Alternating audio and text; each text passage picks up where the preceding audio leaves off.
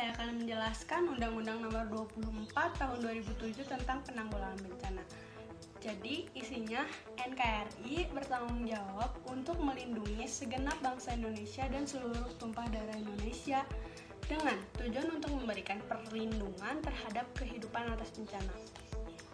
Dalam rangka mewujudkan kesejahteraan umum berlandaskan pada Pancasila yang diamanatkan pada Undang-Undang Dasar tahun 1945. Nah, wilayah NKRI ini tentunya memiliki beberapa macam kondisi, yaitu diantaranya geografis, geologis, hidrologis, dan demografis. Akan memungkinkan terjadinya bencana yang akan disebabkan oleh faktor alam maupun non-alam. Pada bulan Maret tahun 2020 awal ini, Indonesia menetapkan bahwa virus corona atau COVID-19 ini sebagai bencana nasional dan Indonesia memulai peperangan untuk melawan pandemi COVID-19 ini. Tentunya setelah COVID-19 ini masuk ke negara Indonesia membawa dampak secara tidak langsung untuk negara Indonesia ini.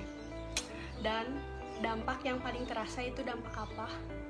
Dampak perekonomian di negara Indonesia. Lalu menurut Undang-Undang Nomor 24 Tahun 2007 terdapat pada bagian bab 3 di pasal 6, yaitu pemerintah pusat dan pemerintah daerah menjadi penanggung jawab atas penyelenggaraan penanggulangan bencana ini, diantaranya yaitu yang pertama pengurangan resiko bencana, yang kedua perlindungan masyarakat dari dampak bencana, yang ketiga penjaminan dan pemenuhan hak masyarakat, dan yang keempat pemulihan kondisi dari dampak bencana, yang kelima pengalokasian anggaran penanggulangan dalam APBN yang memadai dan juga berbentuk dana yang siap pakai, dan yang terakhir yang keenam pemeliharaan arsip atau dokumen dari ancaman dan dampak bencana.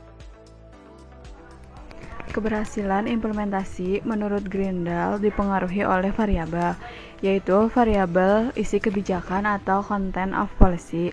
Variabel ini mencakup 6 poin, tapi yang saya jelaskan ada 3 poin, yaitu yang pertama, sejauh mana kepentingan kelompok, sasaran atau target grup termuat dalam isi kebijakan. Maksudnya yaitu suatu kebijakan dalam pelaksanaannya pasti melibatkan banyak kepentingan orang dan sejauh mana kepentingan-kepentingan tersebut membawa pengaruh terhadap implementasinya. Yang kedua, jenis atau manfaat apa yang akan diterima oleh target group, yaitu untuk menunjukkan atau menjelaskan bahwa dalam suatu kebijakan harus terdapat beberapa jenis manfaat yang dihasilkan oleh suatu kebijakan tersebut dan bagaimana untuk mengimplementasikannya. Dan yang ketiga yaitu sejauh mana perubahan yang diinginkan dari sebuah kebijakan. Maksudnya jika pemerintah memberikan suatu kebijakan terhadap rakyatnya dan membuat suatu perubahan yang cukup berpengaruh terhadap kesejahteraan rakyatnya. Saya akan meneruskan penjelasan dari teman saya terkait dengan variabel kebijakan dalam teori ini. Langsung saja, yaitu apakah letak sebuah program sudah tepat atau belum. Dilihat di sini ketepatan sebuah program yaitu dari lembaga yang mengeluarkannya. Seperti kita tahu Kementerian Sosial mengeluarkan program bantuan pangan non tunai. Di sini kita lihat apakah bantuan pangan non tunai ini sudah tepat dikeluarkan oleh Kementerian Sosial atau belum, atau bahkan seharusnya program ini dikeluarkan oleh kementerian lain seperti itu. Lalu apakah sebuah kebijakan telah menyebutkan implementornya dengan rinci. Implementer di sini adalah pelaksananya atau individu dan lembaga yang bertanggung jawab atau pelaksana program di lapangan, seperti contohnya program razia oleh kepolisian. Pelaksananya di lapangan adalah kepolisian lalu lintas karena tidak semua polisi bisa menilang. Lalu ada apakah sebuah program didukung oleh sumber daya yang memadai. Kita lihat di sini sumber daya tersebut tidak hanya sumber daya manusia, tapi juga sumber daya yang lain, faktor-faktor yang mendukung lainnya. Seperti semisalkan ada penertiban PKL oleh Pamong Praja. Di sini Pamong Praja dibantu oleh personil kepolisian. Personil kepolisian dan personil Pamong Praja adalah sumber daya manusianya, sedangkan sumber daya yang lain adalah seperti mobil angkutan untuk mengangkut barang-barang yang disita atau mobil untuk akomodasi personil-personil menuju lapangan. Selanjutnya, variabel lingkungan. Variabel ini dibagi menjadi 3 poin. Yang pertama itu seberapa besar kekuasaan, kepentingan, serta strategi yang dimiliki oleh para aktor dalam implementasi kebijakan.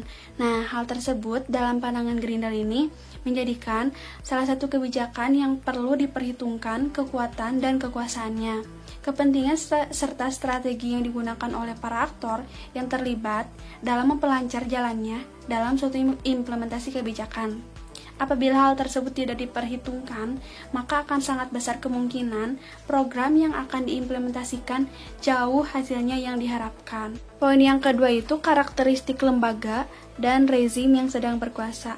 Dalam suatu lingkungan yang akan dilaksanakan suatu kebijakan, maka akan mempengaruhi dalam keberhasilan kebijakannya. Nah, pada bagian ini dijelaskan bahwa karakteristik dari suatu lembaga akan turut mempengaruhi dalam suatu kebijakannya. Untuk poin yang terakhir yaitu tingkat kepatuhan dan adanya respon dari pelaksana. Nah, hal lain yang dirasa penting dalam proses pelaksanaan kebijakan adalah kepatuhan dan respon dari para pelaksana. Maka yang hendak dijelaskan pada poin ini adalah sejauh mana sih kepatuhan dan respon dari pelaksana dalam menanggapi suatu kebijakan. Nah, sekarang yuk kita bahas mengenai keterkaitan antara UU nomor 24 tahun 2007 tentang penanggulangan bencana dengan teori Grindel mengenai bagaimana sih implementasi kebijakan yang dapat dikatakan berhasil. Nah, Grindel sendiri sudah mengatakan bahwasanya implementasi kebijakan yang dapat dikatakan berhasil dapat dilihat dari berbagai faktor, seperti apakah kebijakan tersebut membawa manfaat yang baik bagi masyarakat, lalu apakah dalam pengimplementasiannya sudah dilaksanakan dengan baik, dan juga bagaimana sih respon masyarakat itu sendiri terhadap pengimplementasian kebijakan tersebut, dan juga dapat dilihat dari berbagai faktor lainnya. Yang dapat saya simpulkan sih dari teori Grindel ini adalah implementasi kebijakan dapat dikatakan berhasil jika isi kebijakan tersebut membawa manfaat dan sesuai dengan apa yang dibutuhkan masyarakat saat ini. Juga dapat dilihat dari apakah kebijakan tersebut dan pengimplementasiannya sudah sesuai dengan keadaan lingkungan saat ini. Nah, untuk Undang-Undang Nomor 24 Tahun 2007 sendiri merupakan upaya pemerintah dalam memberikan yang terbaik bagi masyarakatnya. Kalau dilihat dari tujuan ini, sebenarnya undang-undang ini memiliki keterkaitan dengan teori Grindel karena merupakan bentuk upaya dalam memberikan yang terbaik bagi masyarakat yang sedang mengalami musibah. Tapi ternyata masyarakat masih menganggap bahwa undang-undang ini lemah karena ternyata undang-undang ini belum bisa memberikan jalan keluar yang cepat dan tanggap bagi masyarakat yang sedang mengalami masalah. Lalu juga ternyata undang-undang ini belum dilaksanakan dengan baik dan sepenuhnya karena kurangnya kesadaran dan kapasitas para penegak hukum. Lalu juga ketika undang-undang ini lahir tidak disertai dengan pendidikan bagi masyarakat mengenai bagaimana cara meminimalisir masalah yang akan datang atau musibah yang akan datang ke depannya. Nah, dari permasalahan-permasalahan yang di atas, ternyata organisasi-organisasi masyarakat yang masih peduli akan bencana alam yang ada di Indonesia melakukan revisi untuk undang-undang ini.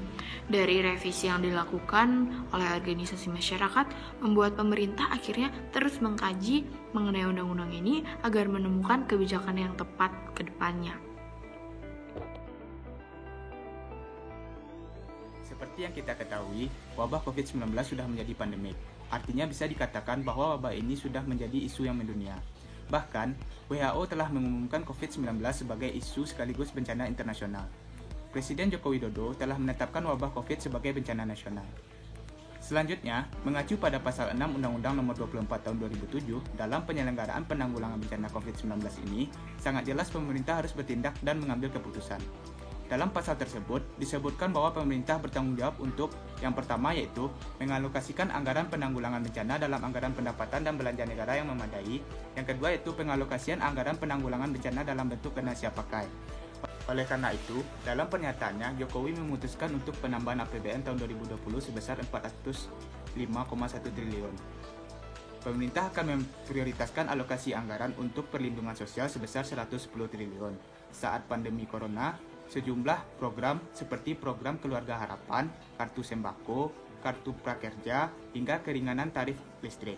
Dukungan logistik sembako dan kebutuhan pokok senilai 25 triliun kemudian disalurkan ke pemerintah daerah melalui BNPB.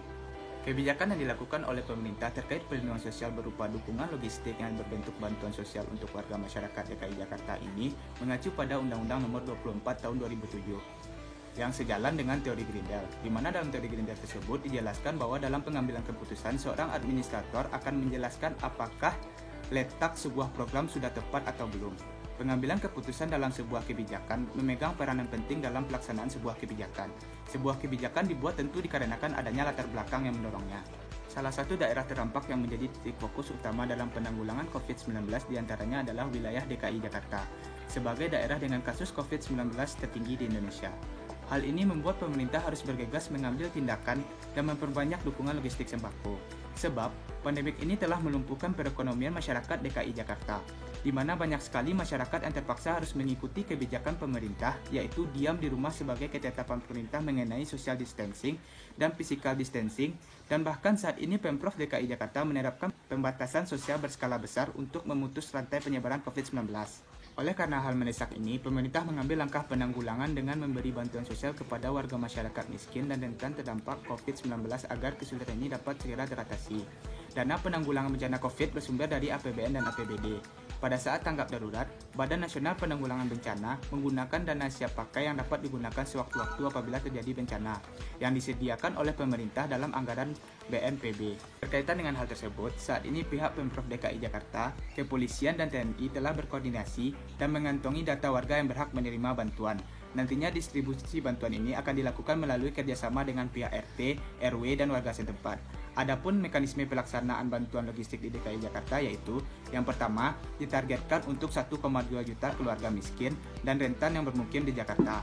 Yang kedua yaitu bantuan terdiri dari bahan kebutuhan pokok, sabun, hingga masker kain. Yang ketiga yaitu pemberian bantuan sembako telah disiapkan dengan skema pengiriman langsung ke rumah warga guna menghindari kerumunan warga. Yang keempat itu periode penyaluran dilaksanakan dari tanggal 9 sampai 24 April 2020. Total keseluruhan yang terkena positif COVID di Jakarta mencapai 3.351 orang. Oleh karena itu, pemerintah melakukan dukungan logistik sembako guna membantu masyarakat yang terkena dampak positif COVID dan juga yang terkena dampak COVID secara tidak langsung. Nah, kemudian pemerintah DKI Jakarta juga telah mengeluarkan anggaran bantuan sosial sebesar 4,8 triliun untuk menanggulangi bencana non-alam ini yang sekarang ini sudah menjadi bencana nasional. Pemerintah Provinsi DKI Jakarta telah mendistribusikan bantuan sosial untuk warga miskin dan rentan yang terdampak COVID-19. Bantuan sosial ini didistribusikan kepada 43 kelurahan di wilayah Jakarta. Total paket bantuan sosial sebanyak 92.419 paket diberikan kepada masyarakat Jakarta. Distribusi bantuan sosial disalurkan setiap 1 minggu sekali. Bantuan yang diberikan berupa paket bahan pangan pokok, yaitu beras 5 kg, sarden 2 kaleng, minyak goreng 0,9 liter, biskuit 2 bungkus, serta masker kain 2 pieces dan sabun mandi 2 batang. Tidak ada pemberian berupa uang tunai pada bantuan sosial ini. Target penerima bantuan sosial sebanyak 1,2 juta kakak yang bermukim di Jakarta. Realisasi dari penyaluran bantuan sosial yang diberikan pemerintah DKI Jakarta kepada masyarakat DKI Jakarta, menurut kami itu dalam pendistribusian bansos sembako ini harus diawasi dengan ketat hingga si bantuan itu sampai ke tangan masyarakatnya. Kemudian pemerintah juga harus memastikan kualitas barang sembako dan juga kecepatan pendistribusiannya. Nah, jangan sampai si sembako ini tuh jatuh ke tangan yang tidak benar atau tidak tepat sasaran. Kemudian juga si petugas juga jangan pandang bulu atau jangan ada kepentingan pribadi dalam melakukan tugasnya. Nah, pemerintah harus memberikan pengetahuan kepada masyarakat bahwa bantuan ini itu digalakkan 1 minggu sekali, sehingga warga Jakarta tidak panik akan kekurangan bahan pokok untuk menghidupi kesehariannya.